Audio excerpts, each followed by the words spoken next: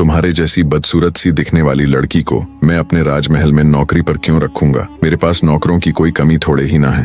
राजा के मुख से ये बात सुन राजकुमारी तारा बहुत निराश हो जाती है। आगे राजा बोला, अगर ये बात तुम मुझे कल द्वार पर ही बता देती तो मैं तुम्हें वहीं मना कर देता। खामखा तुमने मेरा और अपना वक्त बर्बाद किया। तब राजकुमारी अपनी आखिरी कोशिश करते हुए कहने लगी, महाराज मुझे आप कुछ भी काम दे दीजिए, बस मेरी 2 शर्तें हैं। राजकुमारी तारा आगे कुछ कहती, उससे पहले ही पूरा राज्य दरबार हंसी ठहाकों से गूंज उठा। बड़ी अजीब लड़की है, राजा इसे नौकरी तक देने को तैयार नहीं है और ये है कि राजा के सामने शर्त रख रही है। बड़ी ही मूर्ख लड़की है। राजकुमारी की शर्त वाली बात सुन राजा धर्मपाल भी आश्चर्य से भर गया और उत्सुकता के साथ बोला, अच्छा बताओ तो तुम्हारी वे कौन सी शर्त है? राजकुमारी बोली, महाराज पहली ये कि मुझे अपने काम के बदले बस 2 वक्त की रूखी सूखी रोटियां ही चाहिए, क्योंकि इससे ज्यादा की मुझे जरूरत भी नहीं है, इसलिए आप इसे मेरी पहली शर्त ही मान सकते हैं। राजा ने सोचा, बड़ी बेवकूफ लड़की है, एक तो काम के बदले सिर्फ सूखी रोटियां मांग रही है और दूसरा उसे शर्त का नाम भी दे रही है।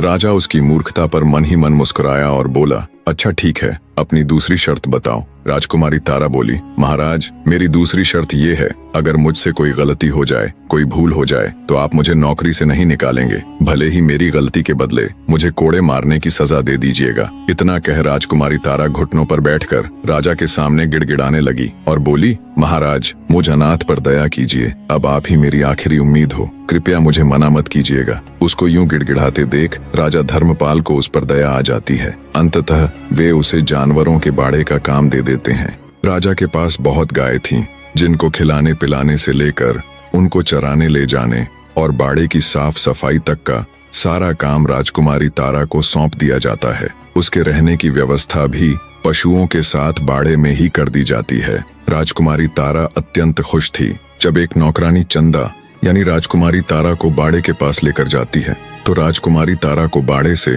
कुछ ही दूरी पर राजकुमार अभिमन्यु खड़े हुए दिखाई देते हैं। ऐसे अपने पति को बस कुछ ही कदम दूर खड़े देखकर राजकुमारी तारा का हृदय अंदर से उमड़ आता है। उसकी आंखों में खुशी के आंसू आ जाते हैं। एक साथ पता नहीं कितनी ही भावनाएं राजकुमारी के अंदर बह रही थीं।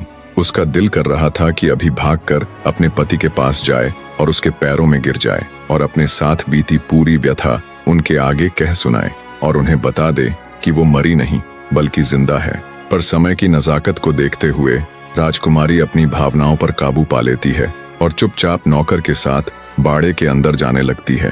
तभी राजकुमार अभिमन्यु के पास खड़े एक व्यक्ति ने हाथ से इशारा कर राजकुमारी तारा को अपने पास बुलाया। राजकुमारी तारावती धड़कते दिल के साथ राजकुमार के पास जाती है